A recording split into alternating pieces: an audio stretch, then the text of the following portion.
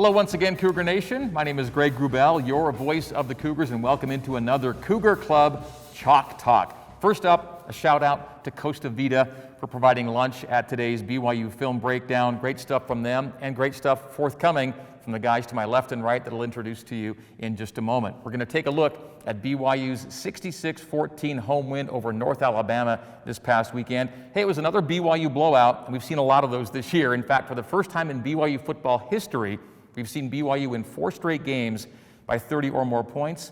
And for the first time in BYU football history, we've seen BYU win 7 games in a season by 30 or more points. It's been tremendous on the offensive side of the ball, and really everywhere, but the Cougars are putting up the points. All right, let's get to that game, and let's introduce you to the man to my right, BYU Associate AD for Development and former BYU tight end and All-Pro tight end Chad Lewis, and to my left, my radio broadcast partner, the former Cougar quarterback Riley Nelson.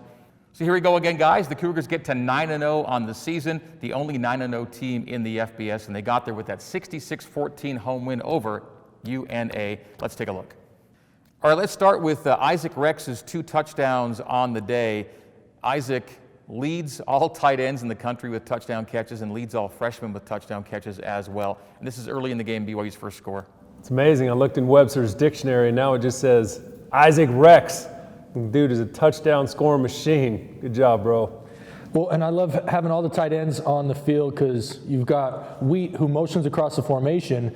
By the way, earlier in the season, great job by Coach Grimes, Coach Roderick with the play formation. They've gone to the left, or the offensive left, as we're looking at the screen to the right, with this power pass. This time they go backside to the weak side.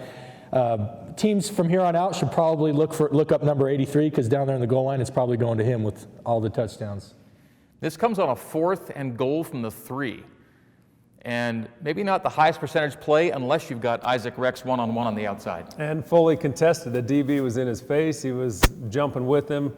If you looked at the slow-mo of the catch, I mean, it's inches away, so great concentration, way to fight for it. So he's earning these touchdowns. They're not gimmies. Matchup nightmare. I love the confidence with which Zach throws this ball. Just catch, set your feet, put it right on the money, up high where only your guy can get it.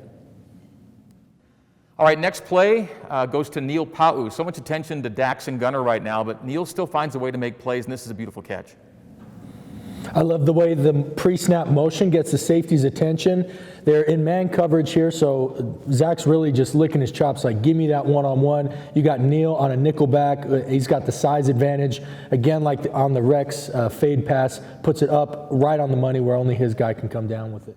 And if you look, the stem of his route, he's taking the first couple steps of his route like he's going to block this guy. So he's just setting him up to turn on the gas and let Zach put a ball where only he can catch it. And it was a perfect throw, great accuracy. And here you'll be able to see the stem of the route. Just do, bam. I love 28's body language. Look, he like just kind of turns around. Nothing I can do about that, coach. Doesn't even get mad because he knew there was no chance. When Zach's that accurate, and Neil, who has come on so strong, I think it started in the Boise game, has come on so strong the last 2 games, just being a confident, strong, sure-handed receiver. And great protection. Look at this offensive line and tight end just doing their job. 2 double teams down low. Great work. And as the kids would say, Zach is dropping dimes these days. Probably one of his better throws of the day. But you get 2 or 3 of those.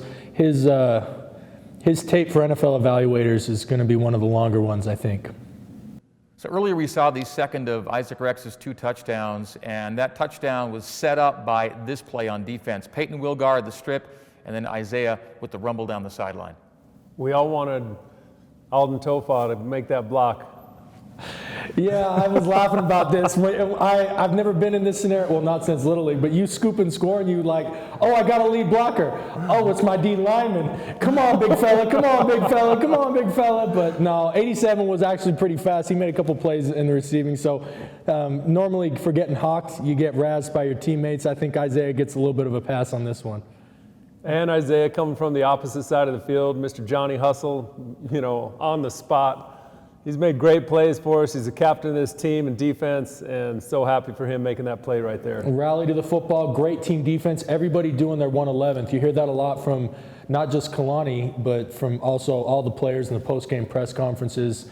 getting a bunch of guys around the football with great effort, playing with great aggression, good things like this happen. He took a pick to the house earlier in the season and almost had himself a fumble return for score here. And of all the defensive players, the one player with the most defensive stat categories filled up right now is Isaiah Kaufusi. All right, last scoring drive of the first half. BYU had already gone 5 touchdowns in 5 drives, and they would go 6 touchdowns in 6 drives, and the drive begins this way. Zach to Dax down the middle on the post. Wow, Zach just pulled out the howitzer on this thing. He let this thing fly. From every angle, this is such a beautiful pass. Yeah, I'm going to wait until it comes back around, but I love this concept versus this defense.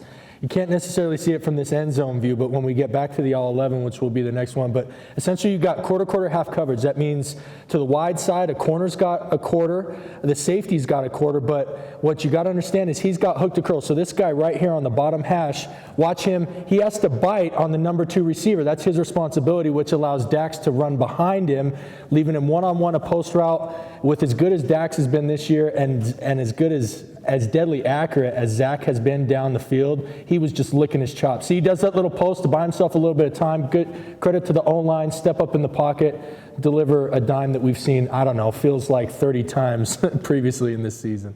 And it feels like Zach can flick it 50 yards. Just looks effortless.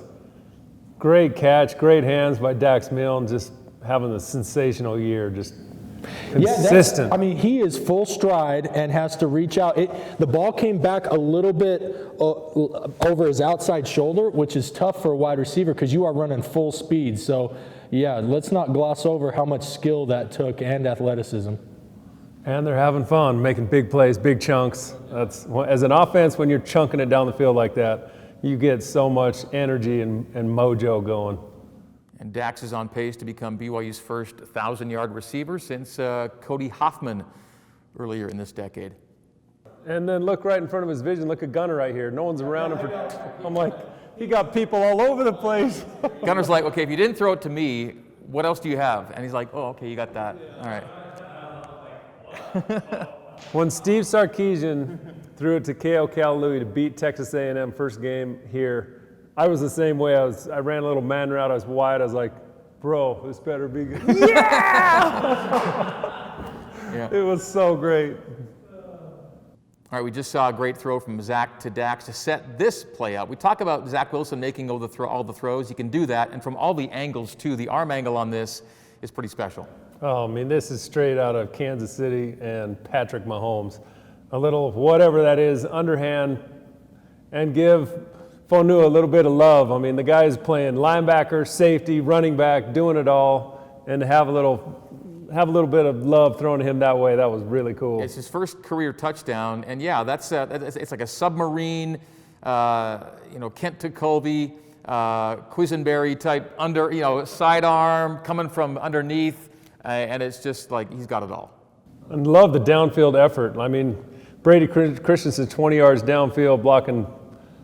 Dax is blocking Isaac. Everyone's just downfield doing their job. Like everyone's hungry playing football right here. This is when you know, like as a team, great things are happening. And the more I look at that, it's probably not designed to be that kind of throw. He's reacting to a guy that totally. He may say, I can get it around him if I do this. Yeah, that wasn't a design that'll... Like a scoop or a shovel. Yeah, no, that was getting around a guy. So you're going to see this play on his NFL cut-ups a million times because they're going to talk about how he can throw from different angles, the slot of his arms. He can change and still be accurate. He is so fun to watch. I know all of Cougar Nation would have liked to have been in the stadium watching that thing. Final play we're going to see is the second career INT for Malik Moore, getting more reps as we get late in the season. What I love about this is, again, talked about the fumble, and the fumble return was team defense. This is team defense as well, as he's getting hit from the back as he releases this ball. Malik's probably still in a position to pick it off regardless, but this pressure and this quarterback hurry and quarterback knockdown ensures the fact that something bad is going to happen for him once the ball leaves his hand. Sure enough, Malik's in the right position and causes some chaos and capitalizes on the turnover. Well, great job, Malik. It's fun watching him make a play like that and have his whole defense rally and be pumped for him. When you get pressure on a quarterback like that, good things happen to your defense. And so credit those guys on the front end, that D-line putting pressure on the quarterback. Yeah, it's just, I mean, I love this all 11. He's just got good eyes. He's got good drop. He's able to recover because he actually starts off with his drop to the right, to the short side of the field, and then recovers back once the ball comes back to the backside post. And it is, not to mention for a defensive player, let's give props where props are due, not known for their hands, but does a pretty good job positioning his body, making sure his hands stay under the ball. I would probably, most DBs might let that thing drop down for a PBU rather than capitalizing for the interception.